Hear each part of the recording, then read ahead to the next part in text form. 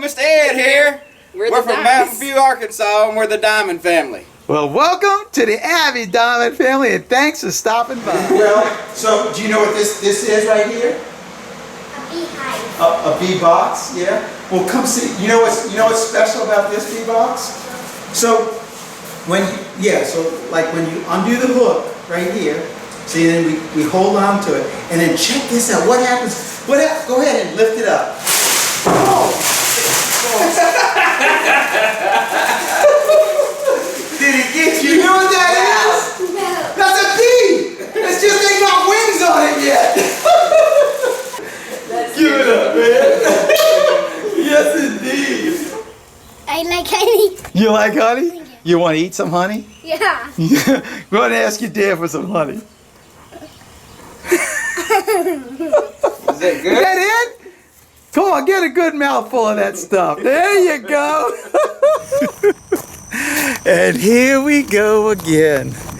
Another job to take care of today in the honey house. Hello, Mr. Ed here on a beautiful spring day here in southeast Louisiana. And like I said, we're headed over to do another job at the honey house. And this job is decrystallizing honey. And I do it a number of ways, and today I actually have to do it in two of the ways that I do it. And one of them is taking that drum, that 55-gallon drum full of crystallized honey or partially crystallized honey, and converting that into liquid.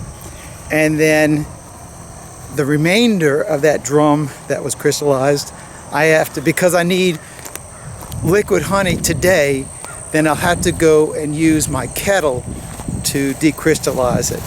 And both processes are kind of slow. The blanket that I use to surround the drums, that process, depending on how crystallized the honey is, can take up to 2 weeks to do that.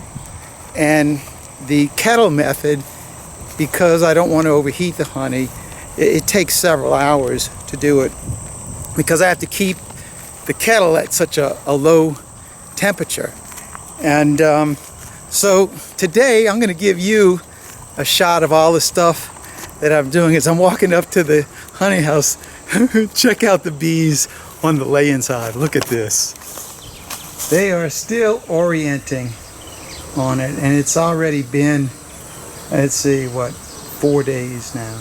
So they're still getting the hang of it, where their new location is.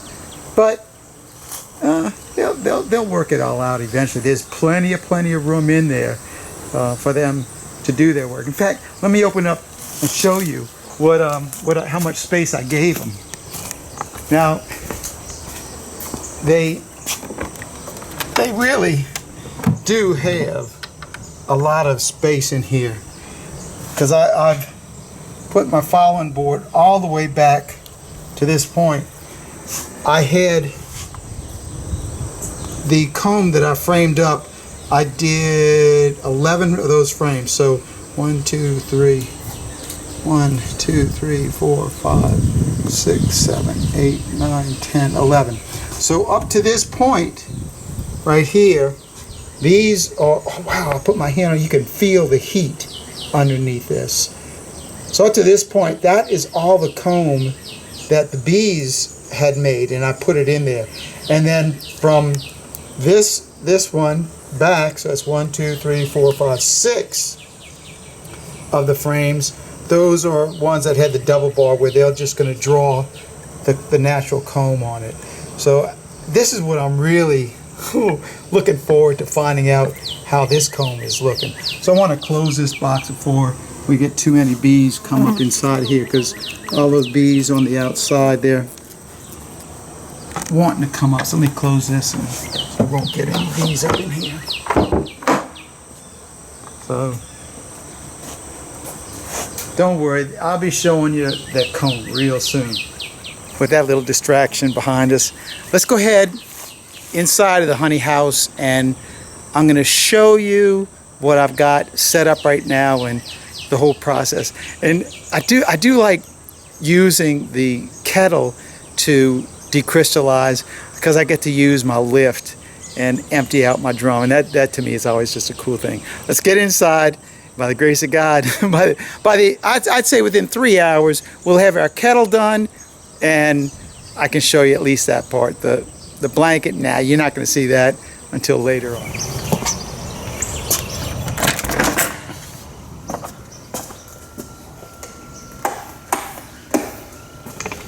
All right. Now, let me first show you. Yesterday, I was sitting right here and bottling up. I did 14 cases, I think, 13 or 14 cases that I brought to the gift shop. And, yep,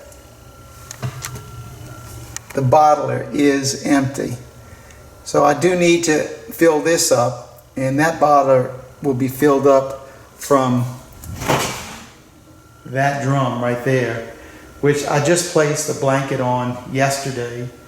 So it's nowhere close to being ready.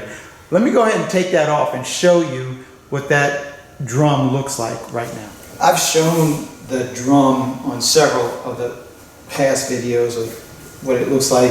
And the reason I keep this blanket on it is just to keep the heat inside of that drum. And what the blanket is, it's just a thermal blanket. And it regulates the temperature, and it won't get above 100 degrees, which is one of the reasons why it takes so long to decrystallize the honey that's in there. And depending on how crystallized the honey is, well, then that's going to depend on the length of time it takes to break it down. And this one, I haven't even removed the lid. So let's look at what we're starting at.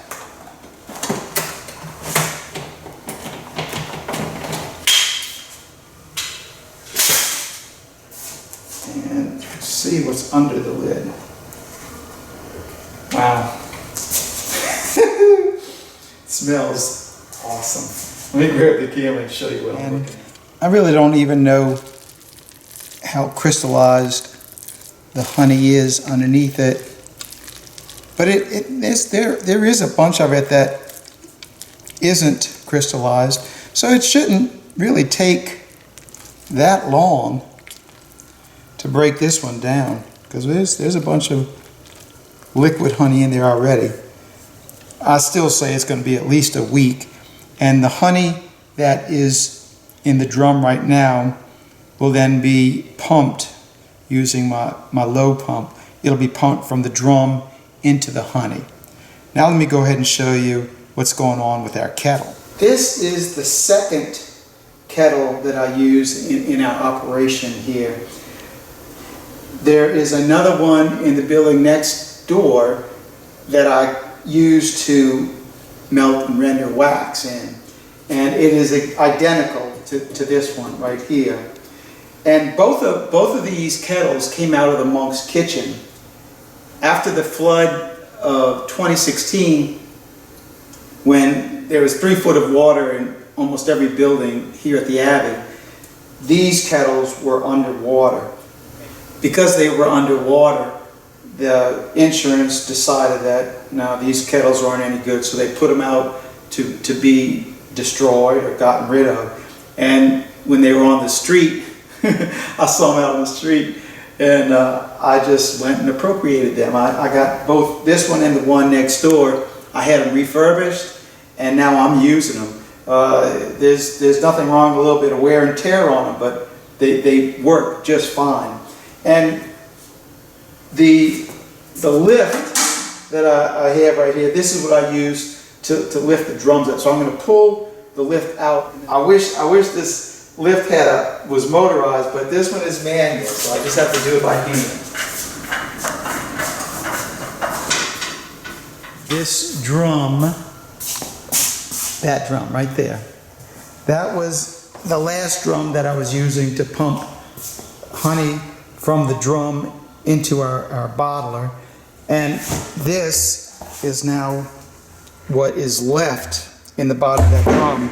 And there is some, let that lid stuff. There is some still liquid honey in it, but you can see in the bottom, that's all crystallized on the bottom.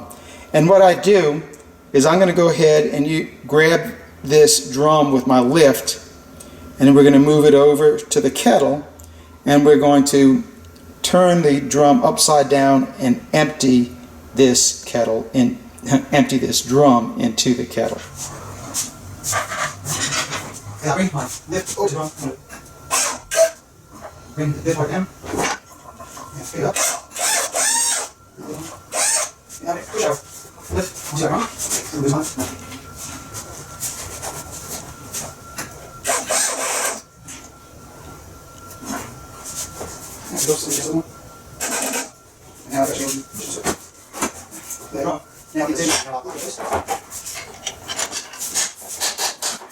Now that's locked down and secure. If I've got enough battery in there, we're going to lift the drum up and then walk it over to the kettle.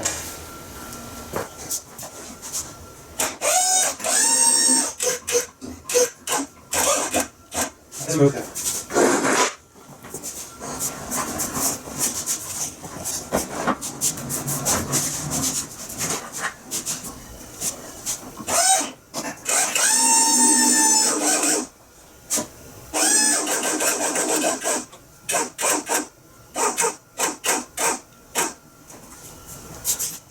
It's draining, it's starting to drain. It's going to take a while to do that because that bunch of crystallized honey right up here, it's going to take a little while to get all that down, but within 20 minutes it'll all be in the kettle. And since I got some time to wait, I'm going to actually go next door, fire up that kettle, because I've got a bunch of bird comb, a bunch of miscellaneous wax that I may as well get rendered down while this is getting warmed up, and I get two things done at the same time. So I'm going to go outside and fire up that kettle and move some wax over there. Now I'm going to show you the setup that I have for the kettle to do this operation, because doing this rendering of wax when there's a lot of old brood comb in there, I need to put a screen in the bottom of my kettle to trap most of the debris that is still inside of that, the wax. And I have found that using that method of rolling up a bit of 1/8" hardware cloth and putting it inside of the throat of the gate, it really does allow the wax to pass through it, the melted wax to pass through it, and then the majority of the cocoons and all the other nasty trash, it just stays in the kettle. Now, this is going to be a hodgepodge of wax that goes in here, and let me show you some of the wax. Well, probably the biggest portion of the wax where it's coming from. In this storage area, the Peacock building, this is where I've been keeping the wax, and mostly because it keeps the varmints out. But this is the majority of where I'm going to be getting the wax from. And it is all kinds of wax in here. Some of this stuff is from cutouts or when we were cleaning our boxes, frames there. But the majority of this comb in here is bridge comb or burr comb that I collected while I was doing my splits. I probably filled about half of this whole container with that stuff, and so then I just kept on adding. Now this is from a swarm that I removed last weekend. They had 4 sections of this comb, brand new comb on it. This was one that I did last week. This part had just fallen out of a tree. I didn't find the bees on that one, but we did get the bees in this hive. I set them up in a little 5-frame nuke, and then I have from the cutout of the bees that went into the layings hive. This is the wax, all the wax that I didn't put inside of there, inside of that bee box. So all this is going to get melted down, along with a bunch of miscellaneous other wax that I have hanging around here. Got all of the wax inside of the kettle. And that's what it looks like. Close it up and check that thing in about, I don't know, 20, 25 minutes. And now let's get inside and see if our drum has been drained out. Now you notice I do have it more tilted, almost vertical. And so I'm going to go ahead and pull it back and check to see how much more honey is still in there. And then after that, we'll scrape that out with our scraper.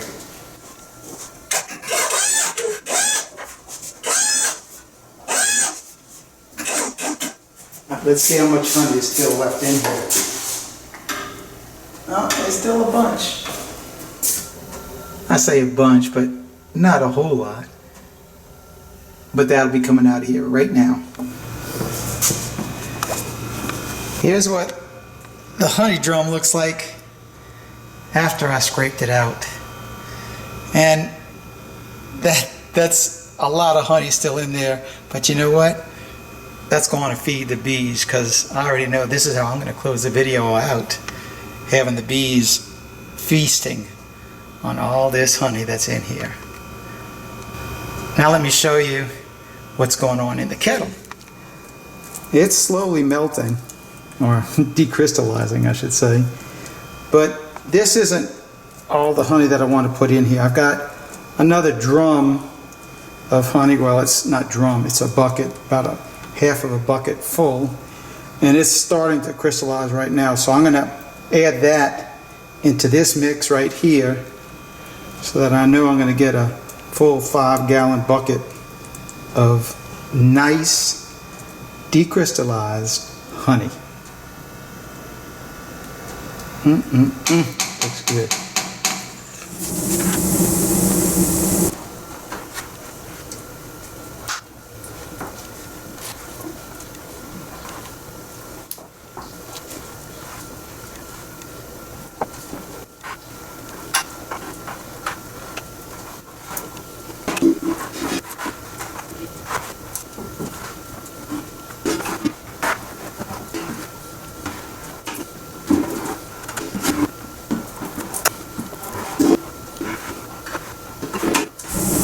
I'll empty.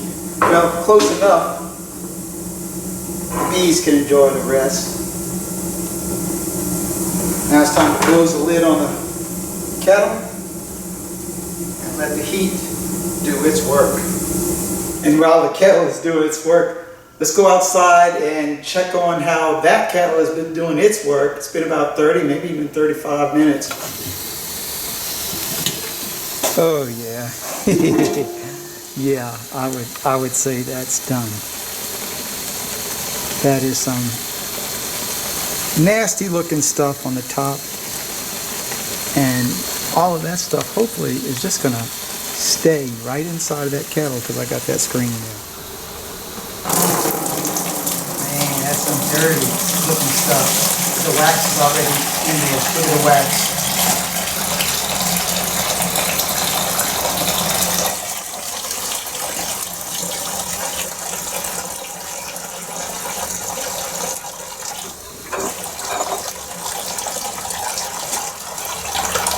Now that's going to be draining for a long time because of what's still in there.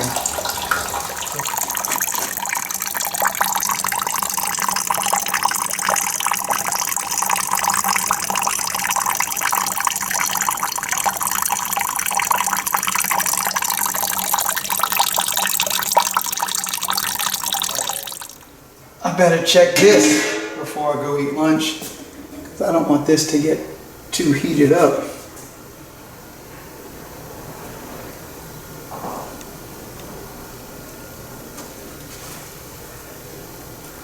But it still has crystals in it. And I'm only cooking this thing on like almost the lowest setting on this, so it does take a long time for this to work right. But I still see crystals in there. Another 20 minutes won't hurt this at all. Alright, lunch is over, and it's been about 30, maybe just under 30 minutes since I got here, or went. And before I stir it up, I'll show you what it looks like before I stir it up. Here's what it looks like. And all I'm going to do is just move some of this stuff out and put my spatula down in there, come up to it, and look at that. No crystals at all. Perfect. All right. I can drain this now. And one of the reasons I keep it so the level so high is that I keep this kind of stuff in there where it doesn't get into my honey bottle, my honey bucket, and it'll all come out really nice and clean honey. Let's go ahead and drain this stuff out.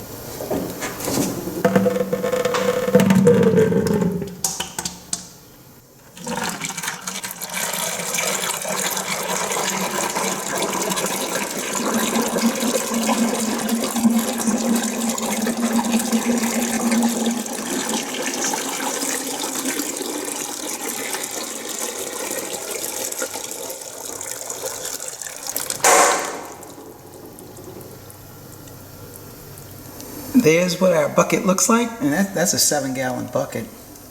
So we probably have 6+ gallons in there. And here's what we have left inside of our kettle.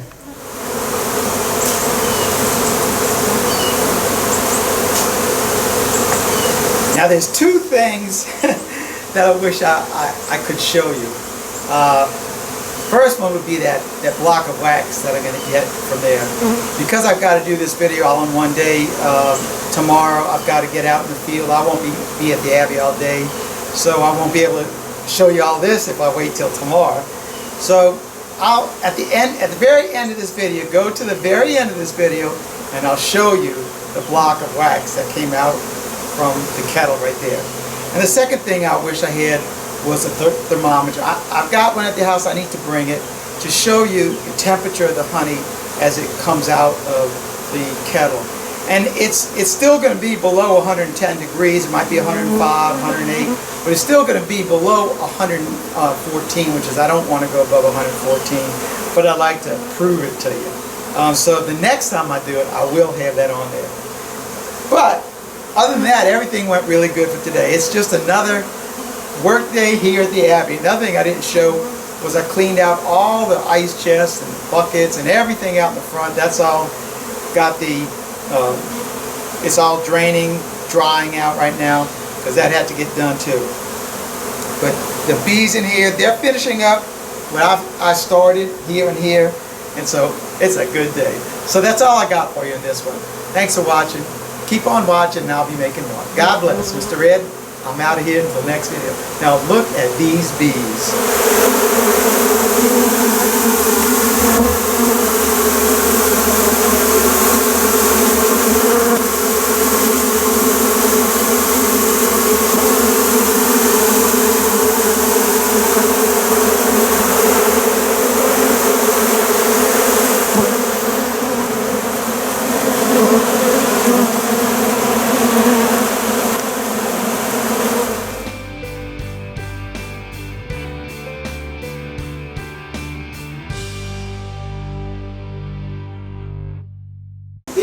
And as promised, look at the block of wax that came out of it. The color of this wheel is just gorgeous, beautiful yellow.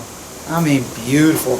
I weighed it right at somewhere between 7 and 8 pounds. So not bad for all that wax to get this beautiful block out of there. Oh, let me show you one more thing too. Remember the drum and bucket full of honey and bees yesterday?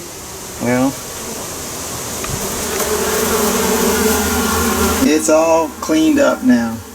And one thing I just now noticed inside of this bucket, see those little, let's see, these little bugs. I'm going to zoom in on it. These little bugs right here, we affectionately call those love bugs here in Louisiana. And what's very interesting about these bugs, they come out several times during the year, 2 or 3 times during the year, but each time they come out, it is right before a nectar flow, a big nectar flow.